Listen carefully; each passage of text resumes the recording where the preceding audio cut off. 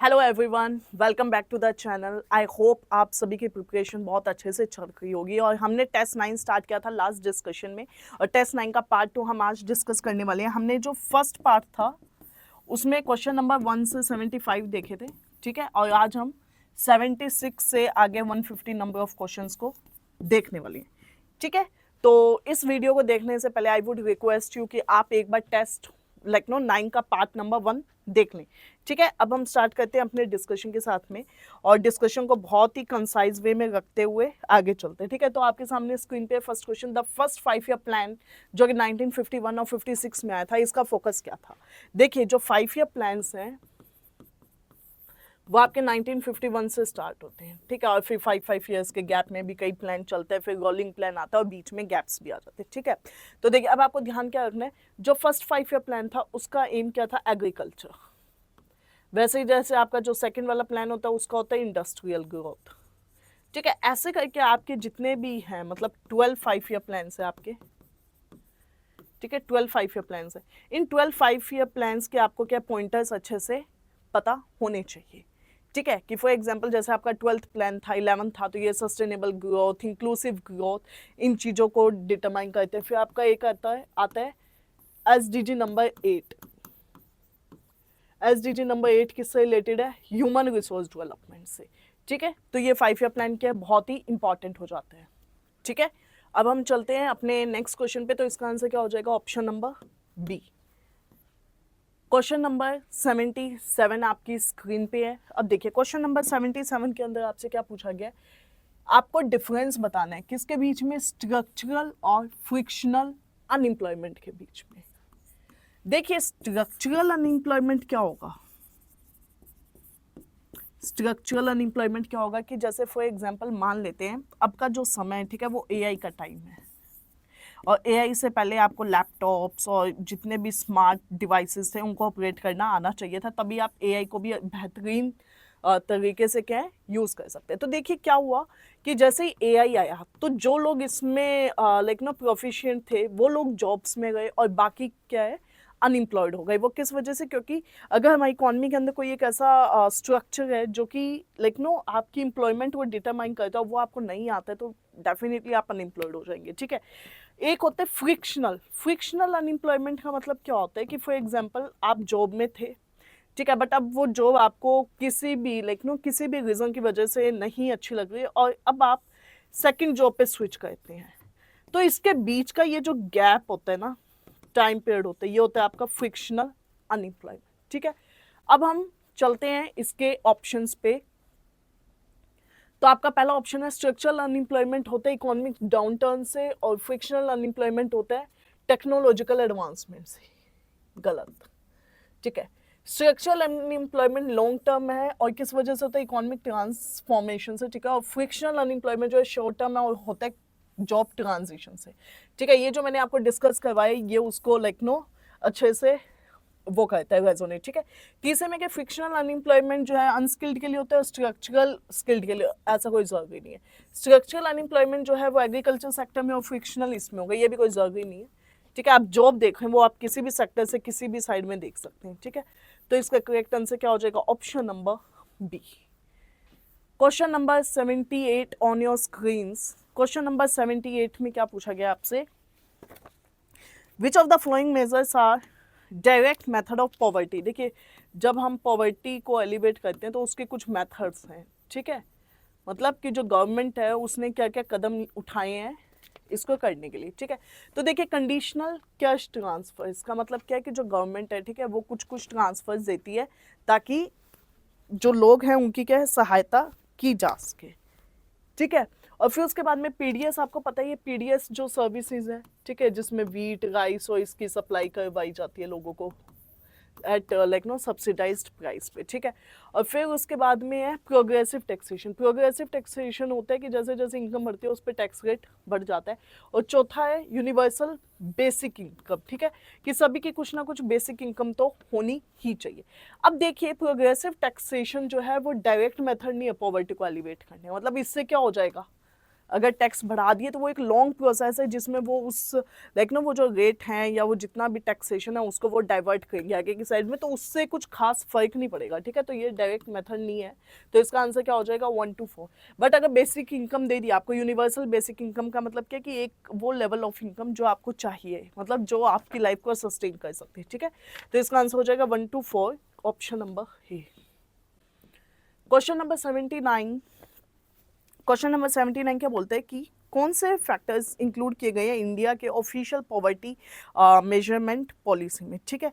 तो मतलब कि जो पॉवर्टी है उसको मेजर करना है, अब पहले में हमने एलिवेट किया, अब हम मेजर कर रहे हैं उसको, तो उसके लिए क्या क्या टूल्स हैं वो गवर्नमेंट ने लाइक नो यूटिलाइज किए हुए हैं, ठीक है। तो देखिए सबसे पहले आपके सामने ऑप्शंस के इनकम लेवल, कंजम्पशन एक्सपेंडिचर मतलब, और फिर कैलोरिक इनटेक, और फिर एजुकेशन लेवल। देखो एजुकेशन लेवल से पॉवर्टी का पता नहीं लगता है, ठीक है। तो ये बहुत ही एब्सर्ड है, मतलब कई लोग काफ़ी रिच होते हैं और लेकिन वो पढ़े लिखे नहीं होते, तो वो उससे आप कैसे पता लगाएंगे कि वो पुअर गए नहीं है। तो ये काफ़ी एम्बिगुअस वे है, ठीक है। उसके बाद में इनकम के लेवल, कंजम्पशन एक्सपेंडिचर। अब देखो कंजम्पशन मतलब आप कितना पैसा खर्च गए, तो उससे तो आपका स्टेटस पता लगेगा।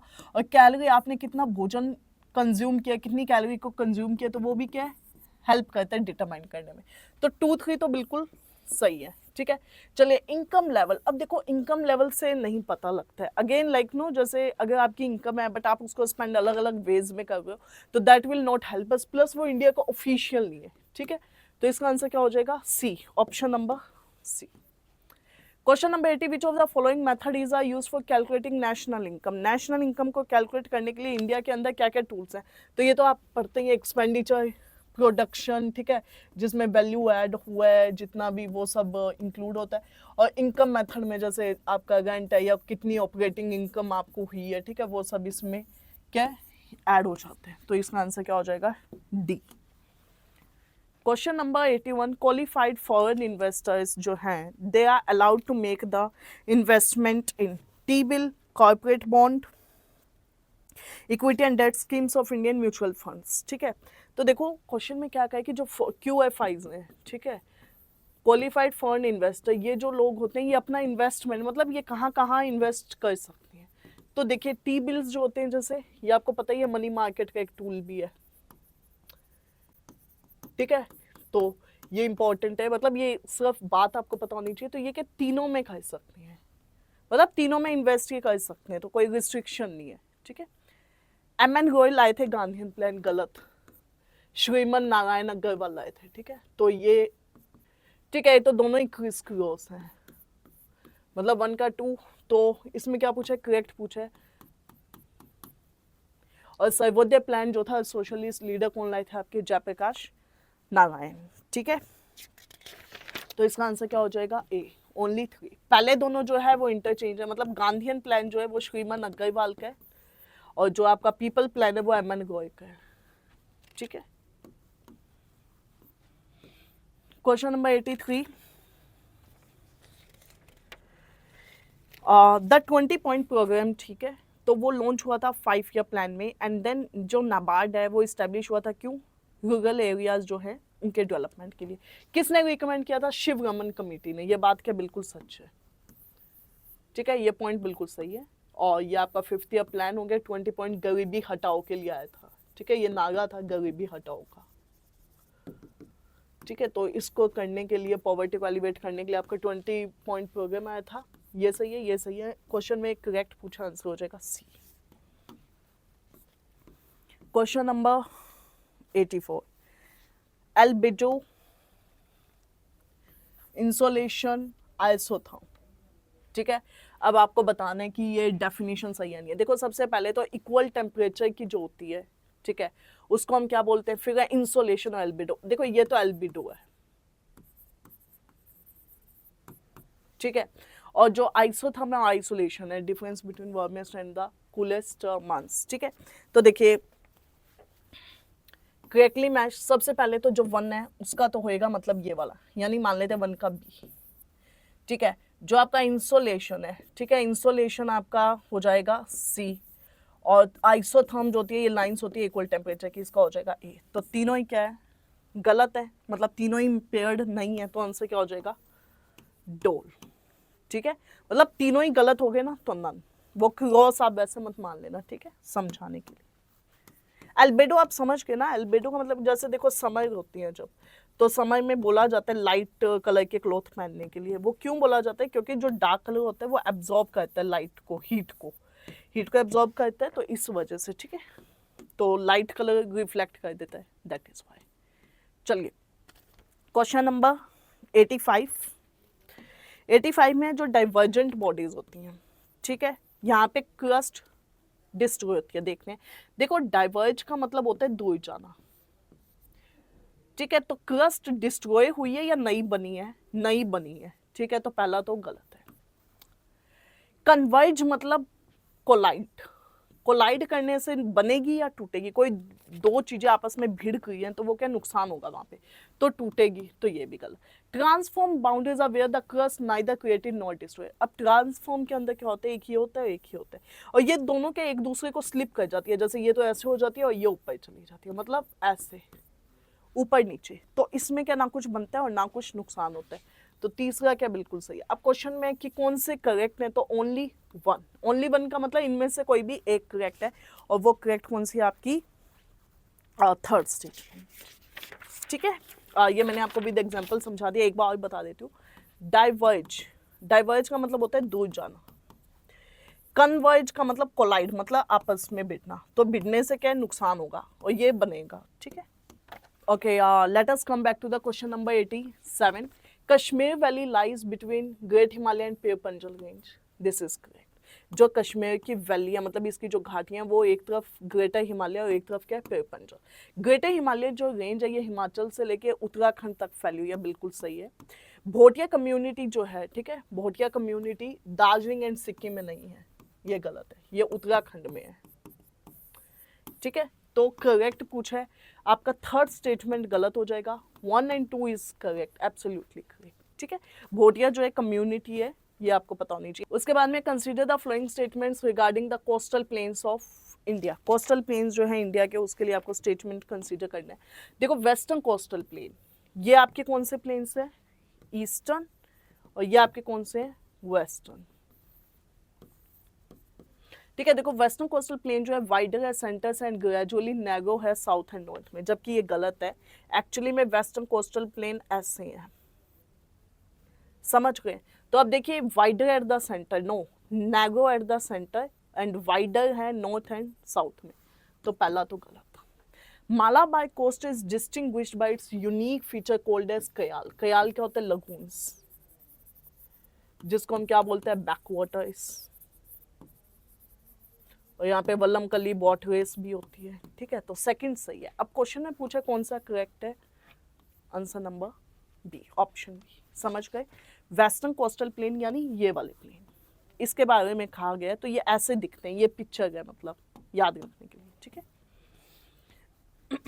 ब्रिक्स जो है, ठीक है, कौन सी सॉइल ऐसी है जो ब्रिक्स यानी हाउस कंस्ट्रक्शन में इस्तेमाल होती है, वो तो वो कौन सी हो जाएगी आपकी? लैटेराइट। ये तो एक बेसिक क्वेश्चन है, ठीक है।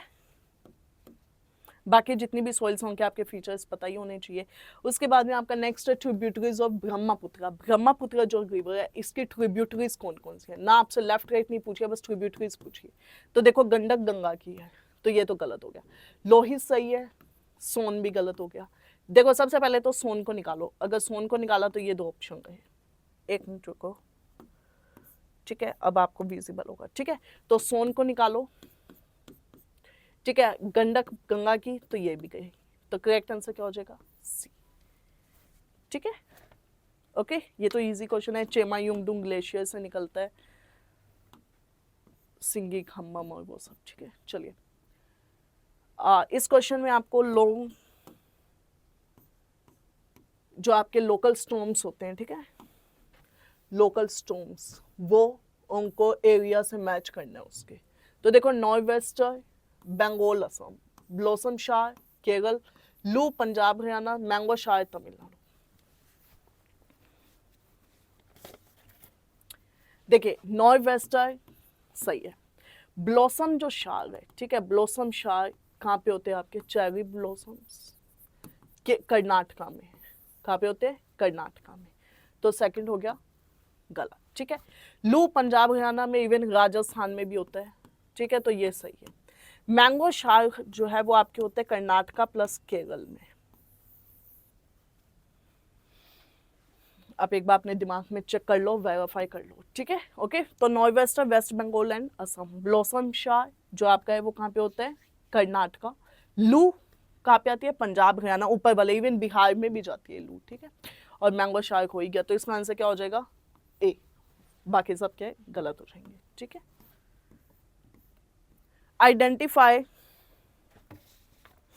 Identify the important factors that influence the dynamics of Indian weather, ठीक है। जो आपका इंडियन इंडियन वेदर है, ठीक है, उसके जो डायनामिक्स हैं, तो उस पर हमें क्या डिस्कस करना है।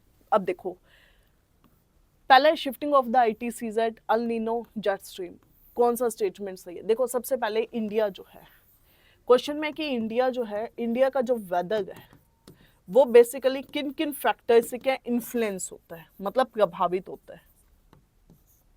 This is the question. अब देखो, शिफ्टिंग ऑफ ITCZ, आपको पता है जैसे जैसे समय की जो बेल्ट्स होती है वो शिफ्ट करते हैं, वैसे वैसे क्या है ITCZ यानी सन की पोजीशन के साथ शिफ्ट करता है। तो मान लो सन यहाँ पे है, समर इसमें, और अब ये विंटर में नीचे की तरफ आ गए, मान लो यहाँ पे, तो ITCZ DC के साथ शिफ्ट होता है, तो पहला तो सही है। अल नीनो आने की वजह से क्या होता है? इंडिया के अंदर सूखा ड्रॉट आ जाता है, ठीक है, सूखा ड्रॉट आ जाता है, और रेनफॉल क्या है? बहुत ही कम हो जाती है, मान लो ना के बराबर भी हो जाती है, ठीक है, तो दूसरा भी सही है। और जो जेट स्ट्रीम्स होते हैं ईस्टर्ली वेस्टर्ली, जैसे जब आपका साउथ वेस्ट मानसून आता है, ऐसे आता है मान लो, तो ये जो आता है ये ईस्टर्न जो ट्रॉपिकल डिप्रेशंस होते हैं, ठीक है, वो इम्पैक्ट करते हैं ईस्टर्लीज, और फिर वेस्टर्लीज आपके यहाँ से आती है, आपको पता है मावट होता है जो, ठीक है, विंटर में रेनफॉल वेस्टर्न डिस्टर्बेंस बोलते हैं, तो वो भी इम्पैक्ट करते हैं। तो आंसर क्या हो जाएगा? ओल, यानी कहीं ना कहीं सभी का ही कुछ ना कुछ रोल है, ठीक है। चलिए question number 93, a certain crop requires a hot weather,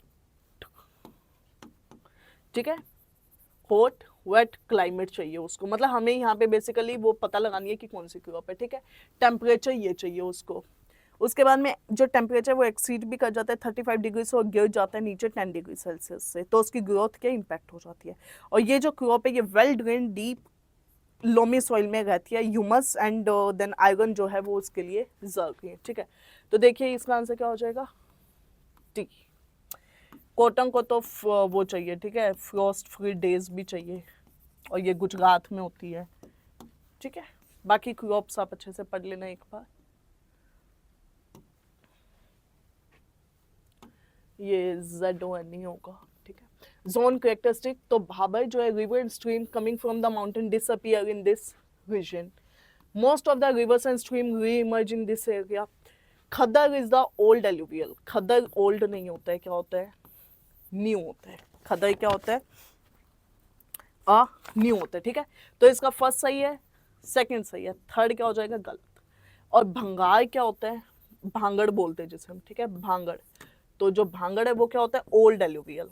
और नया कौन सा होता है? खदार। तो इसका आंसर क्या हो जाएगा? ओनली 2 पेयर्स आर करेक्ट, ठीक है। बाकी अगर आपको समझना है तो मैं एक बार समझा देती हूँ। जैसे मान लो ये हिमालय, ठीक है, तो यहाँ पे जो सोइल होती है वो नीचे आ जाती है और वो बनाती है भाबर, फ्लूवियल लैंडफॉर्म, ठीक है। फिर यहाँ पे जो रिवर्स आके इमर्ज होती है, तो ये जोन है, ये है तराई वाला, ठीक है। फिर तराई के बाद में ओल्ड एलुवियल, तो वो हो जाता है आपका भाबर, और फिर नया भांगर, ठीक है। और फिर जो नया जोन है वो होता है क्या? खादर, नई सोइल, ठीक है। तो फाइन, चलिए क्वेश्चन नंबर 95 देखिए। क्वेश्चन नंबर 95 के अंदर क्या बोला गया है कि ईस्टर्न हिमालयस जो होते हैं, ठीक है, उसके लिए आपको कंसीडर करना है eastern Himalayas stretch from south west to northeast in contrast to the western Himalayas that run from west to east. This region receives a heavy rainfall and prone to frequent landslides, making it the most important eco-sensitive zone. Manipur जो है molasses basin के लिए जाना जाता है। तो देखो सबसे पहले तो जो मणिपुर है वो नहीं, मिजोरम जाना जाता है मोलेसिस बेसिन के लिए, ठीक है। अनकंसोलिडेटेड सॉफ्ट रॉक्स की एक चट्टान होती है, ठीक है। तो तीसरा तो क्या हो गया? गलत। पहला दूसरा क्या है, सही है। आंसर क्या हो जाएगा, यानी बोथ, लाइक बोथ 1 and 2, यानी ओनली 2 का मतलब क्या, इनमें से कोई भी 2 स्टेटमेंट सही है तो कौन सी है, बोथ 1 and 2, और तीसरा स्टेटमेंट क्या है, गलत हो जाएगा। ठीक है, चलिए लोएस्ट प्लेन्स क्या होते हैं। देखिए लोएस्ट प्लेन्स जो होते हैं वो डेजर्ट से बनते हैं, पहली बात तो। ठीक है, और वो मतलब जैसे जो सोइल होती है, ठीक है, वो क्या है, डिपॉजिट होती चलती है। तो these are the depositional plains created by sediment deposited by wind. Depositional regions after landslide, गलत। कास्ट रीजन नहीं, और न्यूट्रिएंट, गलत। ठीक है, तो लोएस्ट प्लेन्स क्या होते हैं, जैसे मान लो बहुत बड़े लेवल का डेजर्ट है, जब हवाएं चलती है तो यहाँ की सैंड है ना वो डिपॉजिट होती है यहाँ जा जाके, तो ये ऐसे बेसिकली एक लोएस्ट प्लेन बन जाता है। ठीक है, इसको आपको उसमें लगाना है सीक्वेंस में। ठीक है, फ्रॉम साउथ टू नॉर्थ। तो देखो जो शेवगोई है वो कहाँ है, तमिलनाडु, और जो जाबादी है वो भी आपकी कहाँ है, तमिलनाडु। ठीक है, कार्डमम जो है वो आप मुझे बताएंगे कमेंट सेक्शन में कि कार्डमम कहाँ पे है। फाइन, चलिए अब हम करते हैं सॉल्व। तो देखिए सबसे पहले यहाँ पे आती है आपकी कार्डमम। ठीक है, फिर आती है एलिफेंट हिल्स, और फिर उसके बाद में आपकी शेवगोई, और फिर आती है आपकी जावादी। ठीक है, तो ये क्या हो जाएगा, देखो कार्डमम, ठीक है, तो 2, फिर एलिफेंट 4, फिर आ जाएगा आपका कौन सा लगा हमने, शेवगोई, और फिर आ जाएगा ये थर्ड पे जावादी। ठीक है, आंसर क्या हो जाएगा, ए। ठीक है, question number 98। Question number 98 again आपका क्या है, क्लाइमेट से है। तो अब आप इस क्वेश्चन को थोड़ा सा ध्यान से सॉल्व करेंगे। ठीक है, देखिए variation in air pressure cause monsoon wind to change direction. देखो मान लेते हैं फॉर एग्जांपल हवाएं ऐसे चली, एकदम से चेंजेस आ गए, तो अब इसकी दिशा क्या बदल भी सकती है। ठीक है, तो पहला तो सही है। जैसे जैसे ऑल्टीट्यूड यानी हाइट बढ़ती है, जो टेम्परेचर है वो कम होता है। तो तभी तो बताओ फिर उत्तराखंड में इतनी ठंड क्यों रहती है, क्योंकि वो हिल्स पे है बहुत ज़्यादा, लाइक नो ऊपर जाके, तो तभी तो, क्योंकि वो ऊपर है। अब नीचे जो सेटल्ड एरियाज में है, ठीक है, वहाँ पे क्या गर्मी है, लेकिन जैसे जैसे आप ऊपर जाते हैं जो एयर है वो बहुत ही थिन हो जाती है, तो इस वजह से क्या वहाँ पे ठंड है। तो ये क्या बोल सही हो जाएगा, इसका पहला गलत हो जाएगा, सॉरी पहला भी सही है और दूसरा भी सही, तो इसका आंसर क्या हो जाएगा, कैट। ठीक है, वेरिएशन में और ये वाला दोनों स्टेटमेंट के सही है। अंबुबची मेला असम, बिल्कुल सही है। आगे कीजिए आप सॉल्व इसे। देखो बिहू हो जाएगा असम। ठीक है, ये गलत है। चैत्र जात्रा, जात्रा वाले जितने भी होते हैं ना, जगन्नाथ यात्रा और ये सब, ये आपके कहाँ होते हैं, उड़ीसा में। अंबुबची मेला असम में होता है। ठीक है, अंबुबची मेला। तो पहला और दूसरा क्या है, बिल्कुल सही है। ये दोनों गलत हो जाएंगे आपके, थर्ड फोर्थ। ठीक है, तो आंसर क्या हो जाएगा इसका, कैट। ठीक है, डिटेल्ड एक्सप्लेनेशन आपको पोर्टल पे मिल जाएगी, आप एक बार वहां से चेक कर लेना। ठीक है, अब देखिए जैसे ये वाला जो क्वेश्चन है, क्वेश्चन नंबर 100, इसको सॉल्व करना बहुत ईजी है, क्योंकि इसमें पहले कीवर्ड आया चोग्याल डायनेस्टी। आप इससे भी सॉल्व कर सकते हैं। ठीक है, और फिर क्या है, उसके बाद में लैप्स हो जाता है, और फिर ये इंटीग्रल पार्ट बन जाता है इंडिया का। किससे, रेफरेंडम से। अब सोचिए ऐसा कौन था जो रेफरेंडम से पार्ट बना था। ठीक है, तो वो क्या हो जाएगा, सिक्किम। ठीक है, चोग्याल डायनेस्टी कहाँ की थी, सिक्किम की। अब देखिए ये वाले जो कुछ क्वेश्चंस है, ठीक है, तो ये आपके क्या थोड़े से जैसे like no what we call factual questions है। ठीक है, तो अब जो फैक्चुअल क्वेश्चंस है उसको हम थोड़ा सा फास्टली देख लेते हैं। जो परसेंटेज शेयर है उत्तर प्रदेश का एक्सपोर्ट्स में, वो कितना है, 4 to 5%। ठीक है, चलिए question number 102। Largest portion UP government का जो इनकम का है वो कहाँ से आता है, जीएसटी से। ठीक है, अब तो वैसे भी जो जीएसटी रिफॉर्म्स हैं और वो सब है, तो वो एक बार आप थोड़ा देख के ही जाना। ठीक है, क्वेश्चन नंबर 103 में क्या पूछा कि जो यूपी है, ठीक है, UP recorded its highest industrial like no जो ग्रोथ इंडस्ट्री की, वो सबसे ज़्यादा इन्होंने कब रिकॉर्ड की थी, 10th 5-year प्लान में। ठीक है, अगेन 5-year प्लान्स बहुत इंपॉर्टेंट है और डाटा और इंपॉर्टेंट बना देता है उसको। ठीक है, question number 104, in which of the following regions of UP is the anna system occurs for development of agriculture and forestry in that region. ठीक है, तो ये कहाँ पे, सेंट्रल यूपी में था। ओके, क्वेश्चन नंबर 105, कौन सी रिवर है जो यूपी में डिक्लेयर की गई है बायोलॉजिकल डिजास्टर क्योंकि उसकी वजह से पोल्यूशन बहुत ज़्यादा हो गया है? तो वो रिवर कौन सी है आपकी? गोमती। ठीक है, कौन सी रिवर है जिसकी वजह से पोल्यूशन है? गोमती। ठीक है, अकॉर्डिंग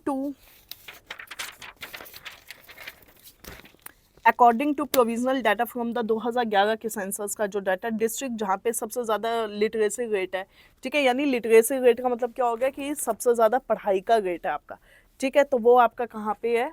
गाजियाबाद में। ठीक है, दिल्ली के पास पड़ जाता है गाजियाबाद। ठीक, question number 107, consider the following statements with respect to UP based on the provisional data of census 2011। ठीक है, फोर्थ लार्जेस्ट स्टेट है इंडिया में in terms of area, it contribute to 16.5%। इसका जो सेक्स रेशियो है वो नेशनल एवरेज से ज़्यादा है, इसका जो लिटरेसी रेट है वो नेशनल एवरेज से क्या है? कम है। ठीक है, तो बताइए क्या होगा? 2 and 4। ठीक है, थर्ड स्टेटमेंट इसका गलत है, इसका ज़्यादा नहीं है। ठीक है, तो फर्स्ट एंड थर्ड गलत हो जाएंगे, आंसर हो जाएगा सी। 108, समस्तपुर, रायबरेली, नवाबगंज, इलाहाबाद, बखीरा आपका जो है वो कहाँ पे है? संत कबीर नगर। और सांडी क्वेश्चन के हिसाब से कहाँ पे आपका? हरदोई। ठीक है, तो इसमें से गलत कौन सा हो जाएगा आपका? Option number 2। ठीक है, बी। चलिए, मेजर जो मिनरल्स है जो यूपी में मिलते हैं आपके, ठीक है, वो कौन कौन से हैं? Limestone and dolomite. ठीक है, ये आपको पता भी होगा, कास्ट टोपोग्राफी की वजह से होता है, कास्ट टोपोग्राफी। ठीक है, चलें आगे। 1110 में क्या क्वेश्चन है कि जो कौन सा एरिया जहाँ पे मार्श सॉइल मिलती है, ठीक है, तो वो आपके झांसी के पास का जो इलाका, वहाँ पे क्या मिलती है? Marsh soil. रीजनल क्वेश्चन सही है, तो थोड़ा आप ध्यान रखें इस चीज़ का। ठीक है, यूपी के अंदर जो सबसे ज़्यादा प्रोडक्शन किस चीज़ का होता है? फूड ग्रेन्स का। याद होगा आपको ग्रीन रेवोल्यूशन जो था। ठीक है, ये इंपॉर्टेंट। फाइन, उसके बाद में क्वेश्चन नंबर 112 में क्या पूछा है कि ड्रिंकिंग वाटर प्रोजेक्ट जो है वो यूपी में, इनमें से कौन सा ऐसा प्रोजेक्ट है जो यूपी में? Gokul barrage project. ठीक, Gokul barrage project. Which of the following cities in UP will not be pass through by the Purvanchal express? जो पूर्वांचल एक्सप्रेस पास होगा, ठीक है, वो कहाँ से पास नहीं होगा? ऑप्शंस आर फैजाबाद, बस्ती, आजमगढ़, माऊ। तो वो कहाँ से नहीं होगा? बस्ती से पास नहीं होगा। ठीक है, which one of the flowing dance is not correctly matched? कौन सा एक डांस जो है वो करेक्टली मैच्ड नहीं है? तो कर्मा महोबा। ठीक है, पहला गलत हो जाएगा। Which of the following folk dance is not a folk dance from the Bundelkhand? Bundelkhand का कौन सा डांस इसमें से नहीं है? तो ये है डांडिया। ठीक है, डांडिया डांस जो है वो बुंदेलखंड से नहीं है। चैटी, कजरी, रसिया, सोहर, तो ये आपको क्या है? इसके वो लगाने हैं। ठीक है, देखो ये प्रीटी मच फैक्चुअल क्वेश्चंस हैं, तो इनको थोड़ा सा आप खुद ही देख लेना। ठीक है, अब इन क्वेश्चंस को अब हम क्या डिस्कस करें? जापानीज ये सब। ठीक है, सेंटर फ्लो, ये खादी विलेज बोर्ड वाला जो क्वेश्चन है, ठीक है, ये थोड़ा सा इंपॉर्टेंट है। इसका आंसर क्या हो जाएगा? 1965। ठीक है, फर्स्ट म्यूजिक यूनिवर्सिटी जो उत्तर प्रदेश में सेटअप हुई थी एजुकेशन देने के लिए, ठीक है, तो वो कहाँ पे सेटअप हुई है? लखनऊ। ठीक, थारू ट्राइब जो है ये आपकी कहाँ पे रिसाइड? और ये जो थारू ट्राइब है ना ये, ठीक है, ये बहुत क्या है? इंपॉर्टेंट भी है। ठीक है, तो इसका आंसर क्या हो जाएगा? Uttarakhand and UP, UK UP. UP का जो संस्कृति संस्थान है, ठीक है, वो कब बना था? ठीक है, तो 1976 में। कब? 1976। चलिए, which one of the following communities जो वेस्टर्न यूपी की है, उधर खाप पंचायत सिस्टम है, वो एक ट्रेडिशनल ऑर्गेनाइजेशन ही बन चुका है, तो वो कहाँ पे? गुज्जर कम्युनिटी में। ठीक है, कौन सी डीटी जो है बैकडोर पेंटिंग एसोसिएटेड, मतलब जो है वो बैकडोर से एसोसिएटेड है, तो वो क्या हो जाएंगे आपके? कृष्णा। आपने देखा होगा श्रीनाथ जी की लगती है राजस्थान के अंदर, तो ये बहुत ही फेमस है नाथ द्वारा में। ठीक है, okay. Question number 126, which of the following best describes the primary objective of India's bio E3? ठीक है, तो बायो E3 जो है वो हम किस लिए लाए हैं? तो बायो मैन्युफैक्चरिंग जो है बायो मैन्युफैक्चरिंग को इंश्योर करने के लिए सर्कुलर इकोनॉमी। सर्कुलर इकोनॉमी क्या होता है, मतलब कुछ भी वेस्ट नेबल रिसोर्सेज घूम के वहीं पे यूज होके आगे चल गए, ठीक है। तो जिससे बायो इंडस्ट्री जो है उसको हम क्या है बहुत ज़्यादा इनहेंस कर सकें, ठीक है। Consider the following statements, question number 127 with reference to haem proteins, ठीक है। तो इसमें क्या वाइल जो आपका क्या बोलते हैं haemoglobin is find all over the body, myoglobin जो है वो सिर्फ स्ट्रिएटेड मसल्स में मिलता है। अनलाइक हीमोग्लोबिन, मायोग्लोबिन जो है वो बाइंड कर लेता है ऑक्सीजन के मॉलिक्यूल्स को, ट्रांसपोर्ट करता है लंग्स से आपके बाकी के जो ऑर्गन्स है उसमें, ठीक है। तो इसका आंसर क्या हो जाएगा?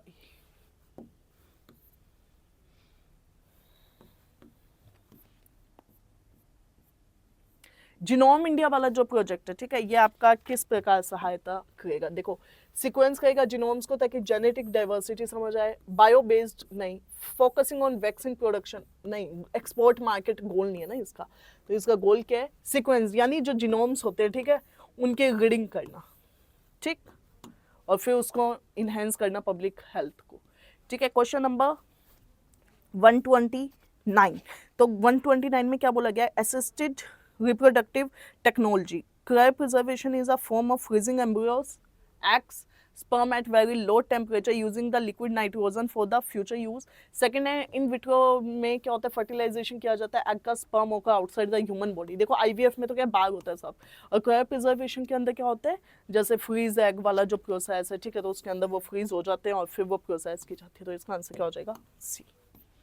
और ये इंपॉर्टेंट प्रोसेस है आपके लिए, ठीक है। मोनोक्लोन जो क्लोनल बॉडीज होती है, ठीक है, एंटीबॉडीज, वो आर्टिफिशियल एंटीबॉडीज होती है जो इंसान का जो इम्यून सिस्टम है उसको मिमिक कर लेती है ताकि बॉडी जो है वो इंश्योर की जा सके, सेफ्टी इंश्योर की जा सके। और ये ड्रग्स को, टॉक्सिन्स को, रेडियो एक्टिव सब्सटेंस को क्या है? कैंसर सेल तक लेके जाती है। तो दोनों ही बातें क्या सही है, ठीक है। mRNA जो वैक्सीन होती है, ठीक है, तो mRNA vaccine deliver the mRNA directly into the cytoplasm of the host cell, सही है। ट्रांसलेटेड और फिर ठीक है, बिल्कुल सही है दोनों, क्योंकि उसके अंदर इम्यून सिस्टम को ट्रिगर करने के लिए वो लेके जाते हैं, ठीक है। mRNA from vaccine enter the nucleus and into the host genome. ये बात क्या है? स्टेटमेंट क्या है? गलत हो जाएगी, ठीक है। तो इसका आंसर क्या हो जाएगा? ए। मशीन लर्निंग जो है, ठीक है, वो अपना एप्लीकेशन जो है, ओके, उसे कहाँ कहाँ पे लाइक नो इस्तेमाल करती है? तो स्पीच रिकग्निशन, मतलब आप कुछ बोले उसको रिकग्नाइज कर लेगी, आपका पर्सनल असिस्टेंट बन जाएगी। अगर कोई फ्रॉड हुआ उसको भी डिटेक्ट, ईमेल, देखो ये तो सभी हो सकता है, मतलब साइंस वाले क्वेश्चंस में थोड़ा कम दिमाग लगाना होता है तो ऑल ही हो जाता है, ठीक है। नैनो टेक के अंदर क्या? नैनो मटेरियल जो है वो पैसिव वाटर हार्वेस्टिंग के लिए इस्तेमाल हो सकते हैं। ग्राफीन बेस्ड जो क्या होती है? मैम्ब्रेन्स होती है, ठीक है, वो वाटर की प्योरिफिकेशन को बढ़ाती है, ठीक है। और इंडिया ने बैन कर दी नैनो टेक, ऐसा थोड़ी है। नैनो स्निफर, नैनो फिल्टर, वो इतना कुछ लाए हम, ठीक है। तो ये क्या? तीसरा तो देखो हमारे यहाँ पे चैप्टर लगता है स्पेशल नैनो टेक्नोलॉजी का, हम बायो में इतना पढ़ते हैं, फिर उसको हम साइंस एंड टेक में इतना पढ़ते हैं, तो ऐसा अगर हो जाएगा तो मुश्किल हो जाएगी, नहीं, ठीक है। अब देखो IGMDP के अंदर जो है, ठीक है, इसको याद करने की ट्रिक है PATNA, ठीक है। अब देखो अग्नि सही है, निर्भय नहीं है, त्रिशूल सही है, ब्रह्मोस क्रूज मिसाइल है इंडिया की और रशिया की, और ब्रह्मपुत्र और मॉस्को, ठीक है। तो ये भी नहीं है, नाग सही है, PATNA के अंदर आता है। तो इसका आंसर क्या हो जाएगा? बोल। फाइन। फिर आते क्वेश्चन नंबर 135, क्वांटम की डिस्ट्रीब्यूशंस, ठीक है। तो देखो क्वांटम की डिस्ट्रीब्यूशन में क्या? टू कम्युनिकेटिंग साइड को ये इनेबल करते हैं ताकि वो क्या? सीक्रेट कीज एक्सक्लूसिवली दे सके। It provide security based on the laws of physics rather than the mathematical algorithms, ठीक है। तो देखो सबसे पहले तो जो पहला स्टेटमेंट है कि ये टू कम्युनिकेशन वेज लेता है, सही है, और इसमें क्या? सिक्योरिटी इंश्योर की जाती है, तभी इसको इस्तेमाल भी किया जाता है, ठीक है। क्वेश्चन नंबर 135, चलते हैं 136 पे। एंड टू एंड इंक्रिप्शन जैसे आपके व्हाट्सएप टेलीग्राम में होता है, ठीक है। इट प्रिवेंट थर्ड पार्टी, तभी इसीलिए हम इसका इस्तेमाल करते हैं, क्योंकि अगर थर्ड पार्टी उसको एक्सेस कर लेगा तो फिर फायदा ही क्या, ठीक है। तो पहला तो क्या सही है। It also protect meta data such as the date when a message is sent, ऐसा कुछ नहीं होता, ठीक है। डाटा को प्रिक्योर करता है वो, एडवांस्ड शेफ टेक्नोलॉजी, ठीक है। अब देखिए पहला स्टेटमेंट क्या है कि ये फाइटर एयरक्राफ्ट को लाइक नो, मान लो एनिमी का कोई रडार ट्रैक कर रहा है, मान लो ये हमारा कोई है, ये इसको ट्रैक करता है, तो इससे बचाव के लिए एंटी शेफ जो टेक्नोलॉजी है, ठीक है, एडवांस शेफ टेक्नोलॉजी का इस्तेमाल किया जाता है। इंडिया सिर्फ एक ऐसी कंट्री है जिसने indigenously like no indigenously locally बनाया है, तो ऐसा नहीं है, ठीक है। तो इसका आंसर क्या हो जाए, करेक्ट कुछ है ए। देखो करेक्ट इनकरेक्ट का बहुत ध्यान रखना। उत्तर प्रदेश का पहला जो है, ठीक है, कंपोजिट स्कूल वो कहाँ पे कंप्लीट किया गया है, तो वो आपके लखनऊ में बनाए गए, ठीक है, Lucknow. Which municipal corporation Uttar Pradesh is using the Japanese Miyawaki technique. और मियावाकी टेक्निक के अंदर क्या है, जो अर्बन एरिया ट्रीज के अंदर उसे हमें क्या है बढ़ाना है, ठीक है। तो वो कहाँ पे हुआ है, प्रयागराज म्यूनसिपल कॉर्पोरेशन में। Ministry of question number 140, ministry of the skill development and entrepreneurship launched the स्वावलंबन स्कीम, ठीक है। तो इन्होंने क्या लॉन्च किया, स्वावलंबन जो स्कीम है उसको लॉन्च किया है। तो अब ये वाली जो स्कीम है कौन सी यूनिवर्सिटी से निकली है, चौधरी चरण सिंह यूनिवर्सिटी मेरठ। देखो जो सीए है ना उसके क्वेश्चंस थोड़े टफ इसलिए हो जाते हैं क्योंकि वो फैक्चुअली आपको डाटा याद रखने को बोलते हैं, ठीक है।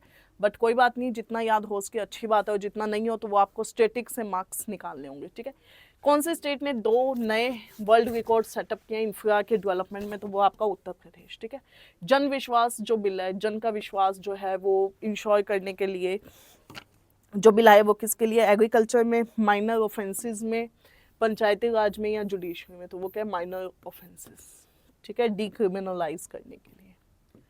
विच of the following is found in the Dibru Saikhowa national park. Dibru Saikhowa national park जो है उसके अंदर क्या क्या है, तो Feral horses, Gangetic dolphin, red panda, ठीक है। तो आपके गैंग ये 2 होते हैं, ठीक है, रेड पांडा नहीं होते यहाँ पे। आंसर क्या हो जाएगा, ए, ठीक है। क्वेश्चन नंबर 144, प्रोजेक्ट 17, ये वो वाला है, क्या बोलते हैं आपका फ्रिगेट्स वाला, ठीक है। क्वेश्चन नंबर 144 के अंदर सैटेलाइट प्रोग्राम है, स्टिल्थ का है। स्टिल्थ का मतलब क्या होता है कि मतलब जैसे कोई उसको वो कर भी नहीं सकता, ट्रैक नहीं कर सकता, ठीक है, तो फ्रिगेट्स वगैरह के लिए। क्वेश्चन नंबर 145 के अंदर क्या पूछा है आपसे कि athlete set a new champion record at what, eight Asian championship जो एथलेटिक्स का हुआ है, ठीक है। तो उसमें ज्योति यागाची। हेडक्वार्टर जो एससीओ का वो है बीजिंग चाइना में। इंडिया पाकिस्तान फुल मेंबर बने थे 2017 में, और ये जो गैट्स इसका एक कंपोनेंट है इंपॉर्टेंट, ठीक है। इसका जो हेडक्वार्टर है वो कहाँ है, ताशकंद में। तीनों ही बातें क्या हैं, सही है। एससीओ इंपॉर्टेंट है अपने आप में, इंडिया इसका मेंबर भी है, ये भी याद रखना, ठीक है। तो जो इंडिया है, India consider the flowing state में, इंडिया ने अपना इस्टेब्लिश किया पहला फॉरेन डिफेंस मैन्युफैक्चरिंग यूनिट कहाँ पे, मोरक्को में। और फिर उसके बाद में क्या है, सेकंड स्टेटमेंट, ये जो यूनिट है ये क्या है, आर्मर्ड प्लेटफॉर्म है, ठीक है। और तीसरा क्या है, डिफेंस रिच जो है अफ्रीका में, वो इंडिया अफ्रीका समिट से लिंक की गई है, ठीक है। करंट अफेयर का क्वेश्चन है, तीनों ही बातें क्या सही है, ये मोरक्को वाला ज़्यादा अच्छे से ध्यान रखना है, ठीक है। पहला जो डिफेंस का मैन्युफैक्चरिंग यूनिट है मोरक्को में। क्वेश्चन नंबर 148 के अंदर क्या है कि जो विक्रम माइक्रो प्रोसेसर यूज किया गया avionics system of ISRO launch vehicle since 2009, सही है। बिट चिप जो है वो डीआरडीओ ने बनाई है। इंडिया का जो इंडियाज सेमी कंडक्टर जो मिशन है 2021, ये गलत है, तो इसका answer sorry, cut cut cut cut cut cut. Okay, let us discuss question number 148। तो इसमें क्या विक्रम जो 1601 प्रोसेसर है, माइक्रो प्रोसेसर, ये यूज़ किया है avionic system of ISRO launch vehicle since 2009, ठीक है। ये डीआरडीओ ने नहीं बनाया है। और ये कि इंडिया का जो सेमीकंडक्टर मिशन है 2021 का, वो क्या करेगा, सेमीकंडक्टर की मैन्युफैक्चरिंग को बढ़ाएगा, तो ये सही है। तो इसका आंसर क्या हो जाएगा, सी। कंज्यूमर प्राइस इंडेक्स में अभी हाल फिलहाल में क्या इंक्लूड किया गया है, राशन शॉप गलत, गवर्नमेंट ओटीटी प्लेटफॉर्म एंड, ठीक है, ये न्यूज़ बहुत चली भी थी, तो सी हो जाएगा इसका आंसर।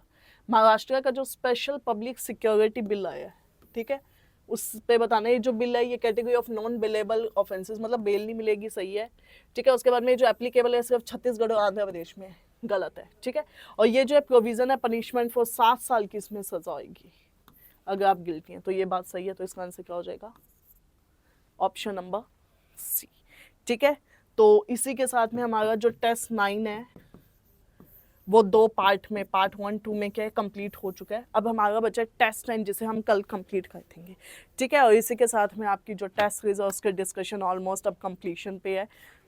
एंड आई होप अब आप बहुत अच्छे से पढ़ रहे होंगे और प्लीज़ अपनी प्रिपरेशन को बहुत स्मूथ रखें क्योंकि अब कंपटीशन बहुत टफ होता जा रहा है, ठीक है। तो take care, have a great day. और हमारे जितने भी सोशल हैंडल्स है प्लीज़ आप उसको फॉलो कर लें ताकि कोई अपडेट मिस ना हो, ठीक है। और इसी के साथ में एग्ज़ाम मिनिस्ट्री EXAMNISTRY, ठीक है, स्टेट PSC, ये जो है ये टेलीग्राम का हैंडल है और यही यूट्यूब का है और यही इंस्टा का है, ठीक है। तो आप ये डाल के ज्वाइन कर सकते हैं यहाँ पे। आपको कोई डाउट हो तो आप बता सकते हैं। ये जितने भी टेस्ट होंगे एक्सप्लेनेशन आपको www.examministry.com के स्टेट PSC कोर्सेज के अंदर फॉर द फ्री मिल जाएगा, ठीक है। ऑल राइट, और मिलते हैं अब हम मेंस प्रोग्राम में। UPPCS का जो मेंस प्रोग्राम है अब हम उसमें मिलेंगे और साथ ही साथ में अब हम RS का प्रोग्राम भी लाने वाले हैं आपके लिए, both pre mains. All right, okay, so take care, have a great day, see you in the next session.